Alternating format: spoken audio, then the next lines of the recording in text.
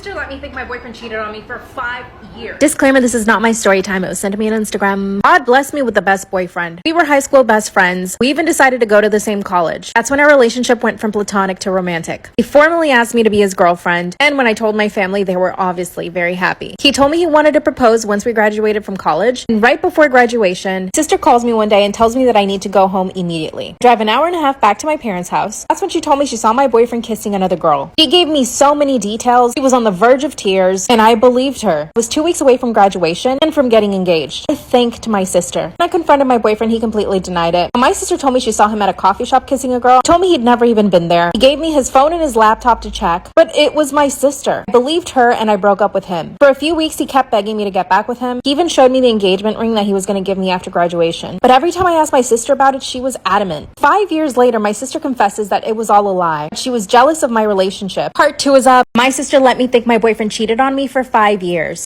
This is not my story time. That's when my sister called me and told me that she had been lying to me for 5 years. That's when she confessed. She was so jealous of my relationship with my boyfriend. She didn't think it was fair for me to be happy. She had gone through an abusive relationship. She even had to get a restraining order. So her experience of love was different to mine. I was in a healthy relationship with my best friend. She also said that she didn't think I would go through the breakup. But it was my sister telling me this. How could I not believe her? She apologized and told me that I should go try to get him back. And that's exactly what I did. The only problem was my ex was now engaged to someone else. And when I reached out to him through text, he called me right away. He told me that he did have feelings for me, but that he didn't think it was fair that 5 years later I was hitting him up. And I agreed. He told me that he was getting married in 2 months. I had to cut my sister off and my parents don't agree with that, but I just cannot even look at her face. Every single time I think about this, I get sick to my stomach and I start to cry. Although my ex and I have stayed in contact and we pretty much text every day. I'm starting to feel like it's not fair for his fiance, but it's also not fair for me. I feel like this is totally wrong. What should I do? I caught my roommate's boyfriend taking pictures of me while I napped in my room. Disclaimer, this is not my story time. 6 months ago, I had to kick out my lying, cheating boyfriend. Not only was I the one paying for all of the bills and the rent, he had been talking to multiple girls on Instagram at once. When he moved out, I realized my life would be a lot easier if I just got a roommate. Somebody to just share the expenses with. Through word of mouth, I landed on my now roommate. And she seemed perfect on paper. She was a nurse working at a hospital. She was my age. She was very health conscious, loved to cook, and at first seemed like the type of person that I could trust and rely on. The day she moved in, she asked me if her boyfriend could sleep over. I told her that night he could, but that I would prefer to have my own space without any man. Explained to her the situation that I had just had with my boyfriend. She said that she respected it. When I met her boyfriend, he seemed really considerate, very charming, and helped out around the apartment a lot, especially with moving her things in and cleaning up after them. I thought I had landed in roommate heaven. But one day I'm napping and I thought I was alone in my own apartment. When I wake up, I see his hand holding his phone through my door. This man was taking pictures. Part 2 is up.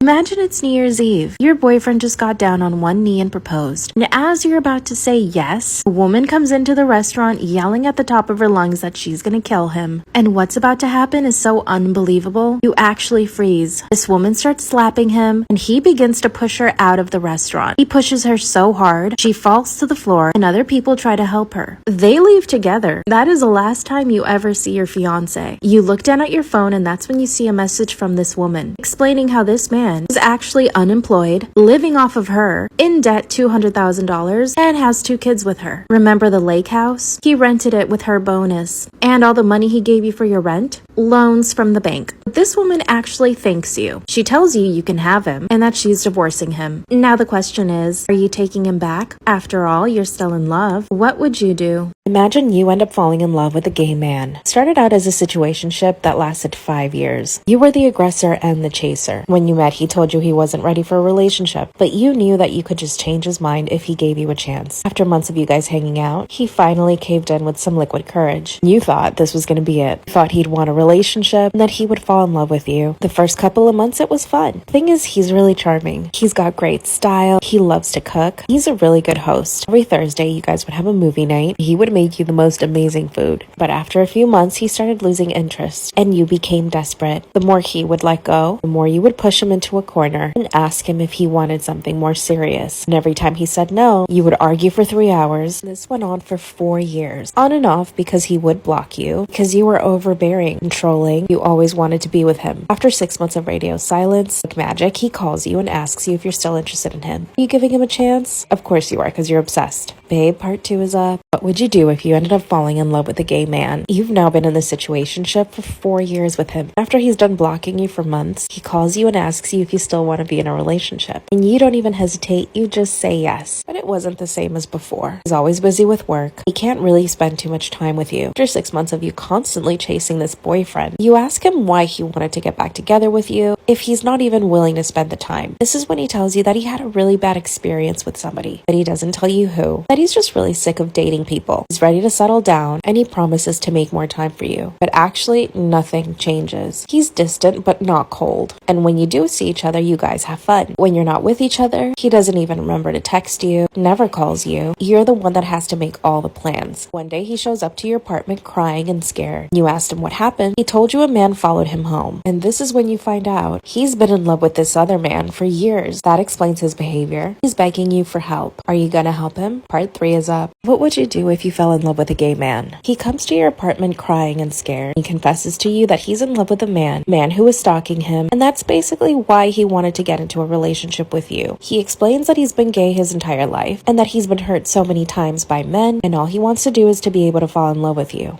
You finally understand why he's been so distant, and why he's never said I love you, why he avoids spending time with you. He ends up asking you for help. He proposes a lavender marriage, that you get married, that you take care of each other, and that you are just life companions. And that's it. All your hopes and dreams of a relationship with this man have been destroyed. But because you're so in love with him and you see how hurt he is, you want to say yes. But are you really willing to marry a gay man for his own comfort? There are plenty of other men out there for you, but he is technically your best friend and he gives you the best advice. Will you accept, or will you try to find another man? Let me know what you think in the comments. Bye. What would you do if you had this gym crush? He's really fit and handsome. He's even a little bit intimidating. From the moment you saw each other, he started making intense eye contact. He never breaks eye contact. Instead, he waits for you to do it. On a random Tuesday, he comes to you and asks you if you're doing anything that weekend. But then he realizes he hasn't even introduced himself. He quickly introduces himself and asks you for your name. You take a little mental note. He's charming on top of handsome. That's when he tells you that a really cool gastropub opened up near his house and that he would love to go on the weekend and take you with him. Do you say yes? You don't even have to think about it. You say yes immediately.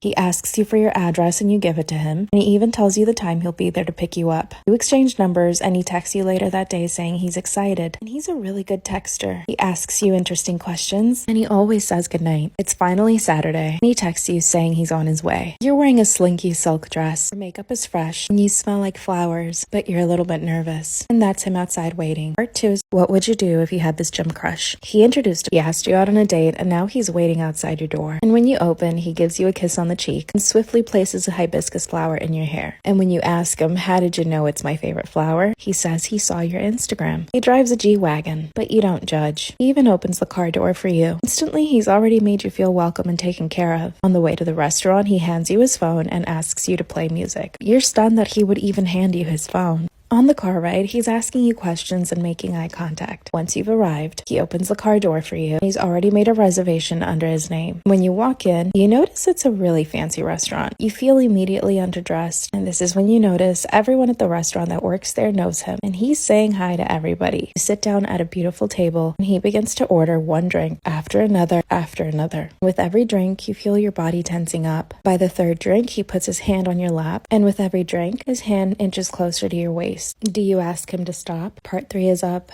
Story time about how I found out I was born from incest. Disclaimer, this is not my story time, it's sending me on Instagram. Growing up, I always wondered why we didn't have a family. I mean, I had both my parents, but we never visited my grandparents, cousins, parents until I turned 15. That's when I started getting curious and I started asking questions. Finally, I asked my parents about my grandparents. I remember meeting them when I was a kid. That's when my dad got really upset. He told me to stop asking questions because we didn't need family. I immediately went onto Facebook. It wasn't hard to find my aunt, my mom's sister. I messaged her and she told me something disturbing. She said my mom and dad were related. They were half brother and sister. Part 2 is up. Tell me about how I found out I was born out of incest. Disclaimer, is not my story time, it's sent me on Instagram. When my aunt told me the disturbing truth. My mom and dad were half brother and sister. According to my aunt, when they were in high school, they always spent time together. Everyone just thought they were best friends. But apparently my aunt walked in on them making out one day. When she told her parents, my grandparents, they obviously freaked out and tried to separate them. That's when they tried to send my dad to a military school. 1 week before they sent him, my mom and dad decided to run away together. They finally ran away and never spoke to their family again until I was born. My grandmother begged them to get rid of me. My parents kept me. Part 3 is up. My husband turned me into a corn star on OF without me even knowing. Disclaimer, this is not my story time on Instagram. This is when he finally confessed that he had been recording us doing the dirty. At first, I didn't get it. To be honest, he was my husband, so it was okay. Then he told me that he had been posting the videos on a platform called OF. I had never heard of it before, and then he filled me in. He showed me all of our earnings for the past 12 months. It was almost $150,000. I had never seen that much money in my life. He and I both came from poor families. And that's when he broke down and started to cry. He apologized and told me that he would delete the account, but I had an epiphany. I agreed to continue doing it. Never in my life would I have considered doing something like this, but we had been broke for so long. It was nice that he was paying for everything, that we could afford the better brands at the supermarket. But here's the thing. When I asked him to show me the videos that he had posted of me, I was humiliated and mortified. I thought he had at least covered my face, but no. You could see all of me and him in these videos. And then I made a huge mistake. I read the comments, and it turns out I have a new stalker. Girl, you better believe part 3 is up. Go watch it. Story time about how my husband turned me into a corn star on OF without me even knowing. Disclaimer, this is not my story time. Send me on Instagram. When he finally showed me the account and I checked the comments, I came to realize I had a stalker. This man knew a lot of stuff about me. He found out where I studied, and he even found out the city we lived in. At this point, I was okay with my husband posting videos of me on OF without me knowing, because the money was so good. We were so broke, we needed it. That's when he promised me that he would block that guy, and that from now on he would blur my face. And I agreed. Which is crazy, I know. So he ended up blocking the stalker and going on with the account. Deal was that I didn't have to do any posting, but I would just participate in the videos like usual. He would do all the editing, but that I would have control of all the money. A year later, I bought my mom a house, and we bought ourselves an apartment, and we started selling stuff on Amazon. And I'm basically the accountant. Control all the money going in and out, and my husband does the rest. And literally nobody knows. We've both kept the secret, and our families just think that we've leveled up. Do you think this is totally wrong, or should we just keep going? Self-care sister out. My best friend stole my fiance and my December wedding plans and then got mad at me when I uninvited her to my birthday party. Disclaimer, is not my story time with me on Instagram. Relationship I used to have with my bestie I thought was healthy. We supported each other in everything we did. We paid for each other every chance we could. If we went to a restaurant, she would pick up the bill, and then I would pick up the bill the next time. We would share all of our clothes, and she would literally buy me makeup randomly and just surprise me with it. I would buy her perfume randomly because that's what she loves. This woman would even come to my mom's house. She would cook for my mom and have sleepovers with her. They would watch movies, and I was happy about that. But of course, everything changed when a man came into the picture. When I introduced her to my new guy, she would change her posture. She would change the way she spoke. She was always trying to look pretty around him. She even asked me once, does my makeup look okay for him? I was like, what do you mean? She said, I just need to make a good impression on your man. This got worse until one day, she got tipsy and sat on my boyfriend's lap. Hey, part 2 is already up. Go watch.